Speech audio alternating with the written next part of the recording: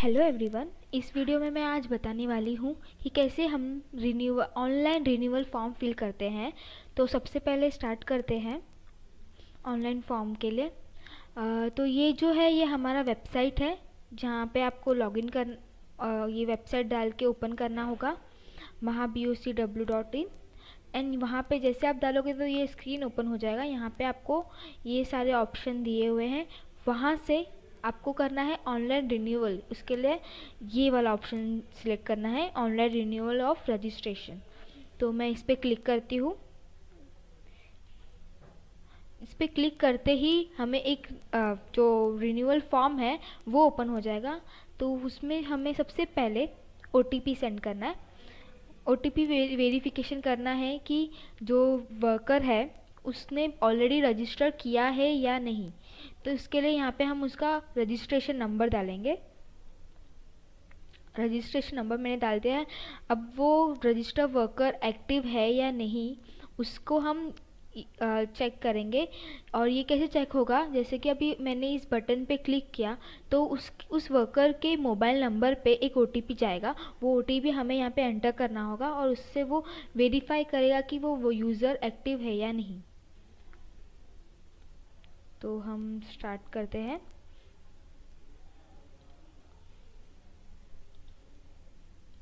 मैंने इस बटन पे क्लिक किया तो क्लिक करते ही डायरेक्ट मुझे OTP के लिए ये ऑप्शन पूछ लिया है। अब यहाँ पे मुझे OTP डालना होगा जो कि रजिस्टर वर्कर के मोबाइल नंबर पे आ गया होगा। तो मैं यहाँ पे OTP डालती हूँ। ये OTP रजिस्टर वर्कर के मोबाइल नंबर पे आया होगा। तो अब मैं इसे वैलिड है या नहीं वो चेक करते हैं। अगर वैलिड है तो जो हमारा रिन्यूअल फॉर्म है वो ओपन हो जाएगा। तो ये हमारा रिन्यूअल फॉर्म। यहाँ पे आप देख सकते हैं जहाँ पे भी स्टार मार्क दिया है उसका मतलब है कि वो सारे फील्ड जो है वो मैंडेटरी है, उसे हमें फिल करना ही है। अगर जहाँ पे भी स्टार मार्क नहीं दिया है वो फील्ड अगर फिल नहीं करते हैं तो भी चलेगा, लेकिन जहाँ पे भी स्टार मार्क दिया है वो फिल करना ही है। तो चले हम स्टार्ट करते हैं। तो यहाँ सबसे पहले रजिस्ट्रेशन नंबर दिया है जो फील्ड डिसेबल्ड है। ये जो रजिस्ट्रेशन नंबर जो ये यूज़र है उसका रजिस्ट्रेशन नंबर है। एंड यहाँ पे नेम ऑफ कॉन्ट्रैक्टर यानी कि जो भी वर्कर है वो किसके पास वर्क कर रहा है उसका नाम आएगा, उसकी डिटेल्स यहाँ पे हम फिल करेंगे। तो मैं फिल करती हूँ।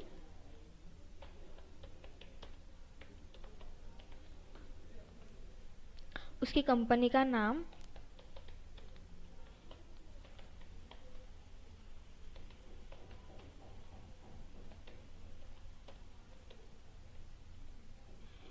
मोबाइल नंबर वर्कर का, वर्कर के जहाँ पे वर्क कर रहा है उस कॉन्ट्रैक्टर का नंबर आएगा जो हम यहाँ पे एंटर कर रहे हैं।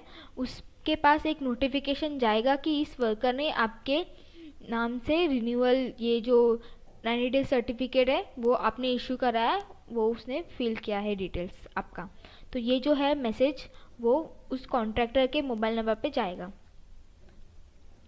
टाइप ऑफ वर्कर, जो वर्कर है वो इस कॉन्ट्रैक्टर के पास क्या काम करता है वो हम लिखेंगे, कहाँ पे काम करता है,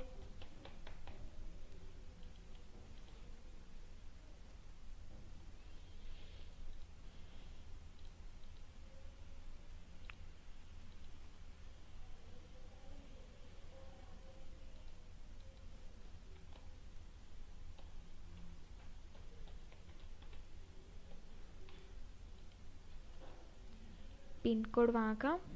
अब जो है ये अपॉइंटमेंट डेट जो है वो उस वर्कर ने कब काम ज्वाइन किया था वो डेट यहाँ पे आएगा। और तो अगर मैं डालती हूँ 2013। और डिस्पैच डेट यानी कि उसने कब लास्ट डेट वहाँ पे वर्क किया था, लास्ट डेट ऑफ वर्क।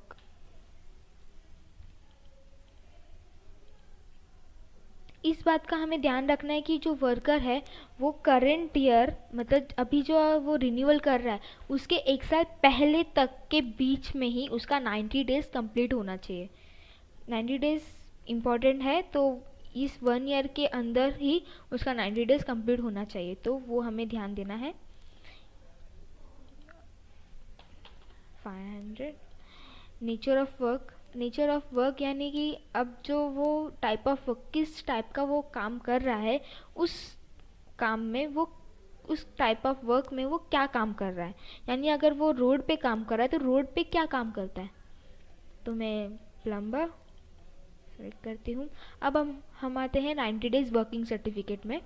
यहाँ पे सबसे पहले टाइप ऑफ इश्यूअर, यहाँ पे 4 ऑप्शन दिया गया है कि वो जो इश्यूअर है वो किस टाइप का है। तो कॉन्ट्रैक्टर है, तो कॉन्ट्रैक्टर में आप देख सकते हैं कि 2 फील्ड जो है वो एक्स्ट्रा ऐड हो गई है, रजिस्टर विद और रजिस्ट्रेशन नंबर। अगर वही आप ग्राम सेवक सिलेक्ट करते हैं तो आपको वो 2 फील्ड नहीं दिखेंगी। एंड उसी तरह कॉरपोरेशन यहाँ पे भी नहीं होगी, और अदर्स में भी नहीं है। अगर आपके पास ये तीनों ऑप्शन अवेलेबल नहीं है तो आप अदर्स भी सिलेक्ट कर सकते हैं। मैं लेती हूँ contractor, register with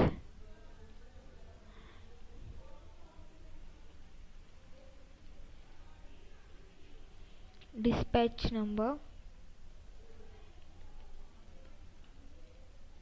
dispatch date उसका सिलेक्ट करना है। नेम ऑफ कॉन्ट्रैक्टर, ये 90 डेज सर्टिफिकेट उसे किसने दिया है उसका नाम आएगा।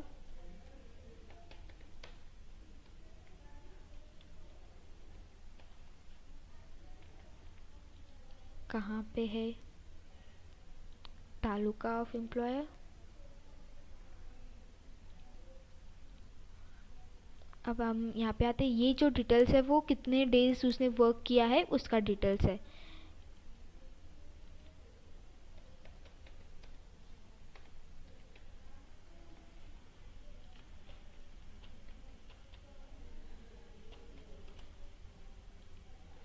अब जो फ्रॉम डेट और टू डेट है वो जो है आपके 1 ईयर के बीच का ही आएगा, यानी 2018, अभी 2019 चल रहा है इसलिए 2018 से लेके 2019 तक के बीच का ही डेट हम सिलेक्ट कर सकते हैं। अब जैसे मैंने 28 सिलेक्ट किया, अब मैं टू डेट है वो मैं यहाँ पे सिलेक्ट कर सकती हूँ। मैंने सपोज जैन सिलेक्ट किया है तो मुझे यहाँ पे एक मैसेज आ रहा है कि मेरा 90 डेज जो डेज है वो अभी तक कंप्लीट नहीं हुआ है, मतलब मैंने 90 डेज से कम डेट सिलेक्ट किया है इसलिए मुझे ये मैसेज आ रहा है। तो आप यहाँ पे भी चेक कर सकते हैं कि आपने कितने डेज सिलेक्ट किए हैं। यहाँ पे एक बटन है जिसके थ्रू हम ऐड कर सकते हैं जितने चाहे, एंड अगर रिमूव करना है तो रिमूव भी कर सकते हैं। तो मैं ऐड करती हूँ और एक, अब हम सिलेक्ट करते हैं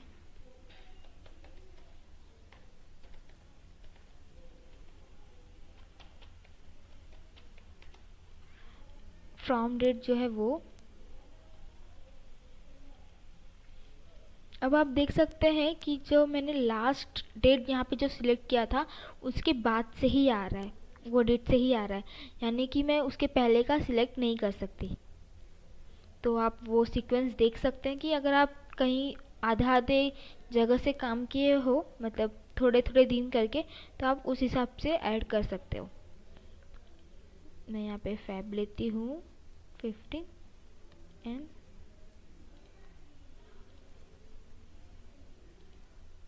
तो मेरे यहाँ पे वर्किंग डेज आप देख सकते हैं, यहाँ पे 90 डेज से कम नहीं होना चाहिए, 90 डेज से ज़्यादा होगा तो चलेगा लेकिन उससे कम नहीं होना चाहिए, तो इस बात का आप ध्यान रखें। अब हम आते हैं ये डॉक्यूमेंट्स, जो भी डॉक्यूमेंट्स चाहिए होते हैं। तो सबसे पहले 90 डेज वर्किंग सर्टिफिकेट, ये हमें अपलोड करना है। देन आते हैं येलो बुक, सेल्फ डिक्लेरेशन। आप देख सकते हैं यहाँ पे हमें मैसेज भी आ रहा है फाइल अपलोड सक्सेसफुली का। अगर आपका फाइल प्रॉपर है तो, मतलब 2 MB से कम होगा तो अपलोड हो जाएगा। डॉक्यूमेंट वेरीफाइड है या नहीं वो चेक करना है। देन ये जो है सेल्फ डिक्लेरेशन है वो आप यहाँ पे देख सकते हैं एरर मैसेजेस। अगर आपने फॉर्म विदाउट फिल किए सेव करते हैं तो आपको एक मैसेज आता है कि फॉर्म नॉट सेव्ड, यानी कि आपका फॉर्म जो है वो अभी भी पूरा नहीं हुआ है। अगर गलती से भी आपने कहीं पे कोई फील्ड मिस कर दिया हो, जैसे मैंने अभी यहाँ पे एक फील्ड ब्लैंक छोड़ती हूँ, तो मुझे यहाँ पे नीचे एरर मैसेज दे देगा और मुझे फॉर्म जो है वो सेव करने को नहीं देगा। तो इस बात का आप ध्यान रखें कि आप सारे फील्ड जो है जो भी मैंडेटरी है वो सारे फील्ड फिल करें। अगर नहीं भी करते तो आपको नीचे वो मैसेज तो दे ही देता है, तो फिक्र करने की कोई बात नहीं है यहाँ पे।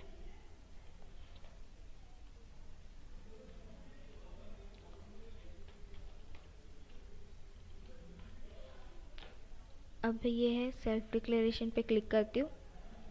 अब मैं इस फॉर्म को जो है सेव करती हूँ। सेव पे क्लिक, अगर सारे जो हमारे फील्ड सारे हैं सब अगर प्रॉपर रहेंगे तो यहाँ पे हमें एक मैसेज आएगा फॉर्म जो है वो सेव्ड हो चुका है, यानी कि हमारा रिन्यूअल फॉर्म जो है वो सक्सेसफुली सेव हो चुका है। अब हमें करना क्या